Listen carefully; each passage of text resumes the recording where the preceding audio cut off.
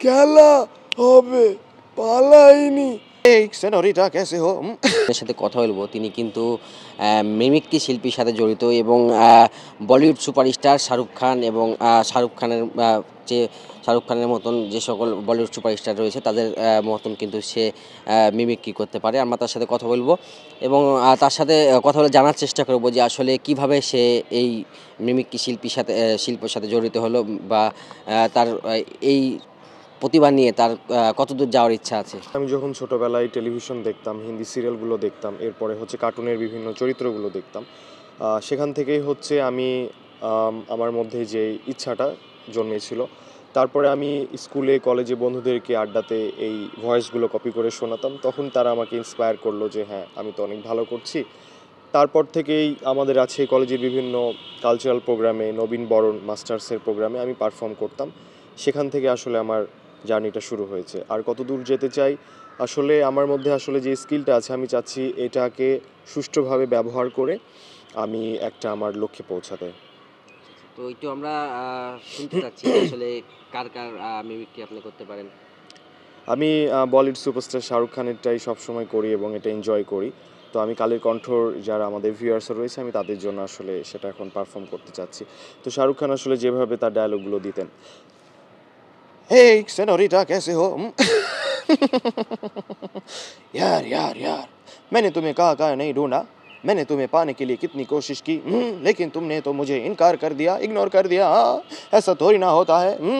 इसीलिए मैं पढ़ाई करके मैं तुम्हारे लिए पीछे आऊँगा और मैं तुम्हें हासिल करके ही रहूँगा। और मेरा नाम तो सुना ही होगा, রাহুল। আমি যেহেতু হচ্ছে সবসময় এন্টারটেইন করার চেষ্টা করেছি, আমাদের বাংলাদেশের সকল মানুষ যেহেতু বিনোদন পিপাসু, তারা এই জিনিসটাকে বিনোদন হিসেবেই গ্রহণ করবে এবং তারা হচ্ছে অনেক হাসবে। কারণ হচ্ছে আমার কাজ হলো এন্টারটেইন করা, স্ট্যান্ড আপ কমেডি করা, সবাইকে হাসানো এবং ভালো রাখা। আরও অনেক সেলিব্রিটিদের করতে পারি, বলিউডের সানি দেওয়াল আছে, ঋত্বিক রোশন আছে, অমিতাভ বচ্চন, আমাদের বাংলাদেশের মান্না আছেন, ক্রিকেটার মুশফিকুর রহিম আছেন এবং আরও অনেকেই আছে যারা বিভিন্ন ধরনের ভয়েস করে থাকে। আমি সেই চরিত্রগুলোর আসলে মিমিক্রি করে থাকি। আমি মান্নার মিমিক্রি করছি। তো মান্না, আমরা যখন সিনেমা দেখতাম তখন দেখতাম যে মান্না স্যার যেভাবে আসলে তার অভিনয়গুলো করতেন, যেমন চৌধুরী সাহেব গরিব হতে পারে, চৌধুরী সাহেব কিন্তু টাকা দিয়ে ভালোবাসা কেনা যায় না। চৌধুরী সাহেব আপনি আমাকে ইগনোর করেছেন, কিন্তু মনে রাখবেন গরিব হতে পারে চৌধুরী সাহেব, এই গরিবরাও কিন্তু মানুষ, কখনো কাউকে ছোট করবেন না চৌধুরী সাহেব।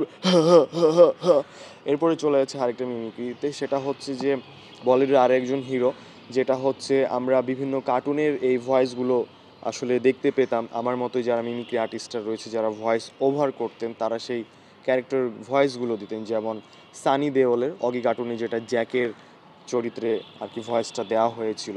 তো জ্যাক আসলে এভাবে কথা বলতো, আই মিন সানি দেওল। ओए ओए मुझे पहचाना, देखो मैं यहाँ पे आ गया आज राजशाही कॉलेज में। कालेर कॉन्ठो, कैसे हो सब लोग?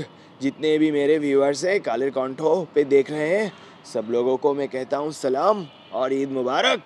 ओए तोड़ दूंगा, फोड़ दूंगा, देखो मेरे 2.5 किलो के हाथ, और ये हाथ नहीं, ये हथौड़ा है।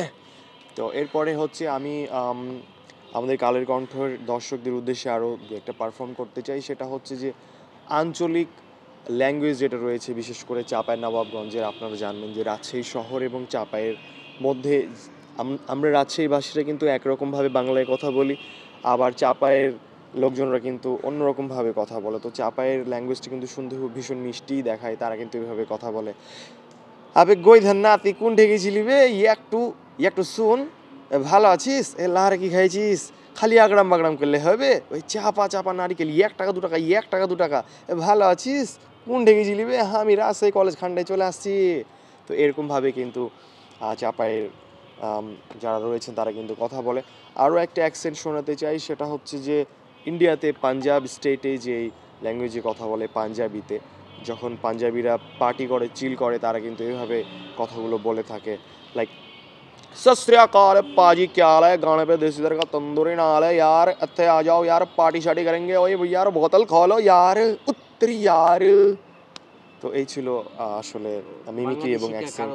এরকম আছে কিনা? বাংলাদেশি আমাদের হচ্ছে ক্রিকেটার মুশফিকুর রহিম ভাই আছে, যিনি যখন আমরা দেখতাম যে ক্রিকেট খেলায় বল করতো এবং তিনি আবেদন করতেন, বল লাল্লা how's that we what a shot, এইভাবে কিন্তু তিনি আসলে কথা বলতেন।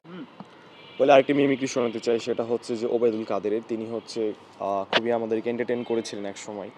তো তার ভয়েসের মিমিক্রি কিন্তু আমরা সবাই দেখতাম আর হাসতাম। তো তিনি আসলে যেভাবে কথা বলতেন, আপনারা কেমন আছেন, আম্মা জানেরা ভালো, সকালের খাবার দুপুরে, দুপুরের খাবার বিকেলে, আর এভাবেই অসুস্থ হয়ে গেলাম।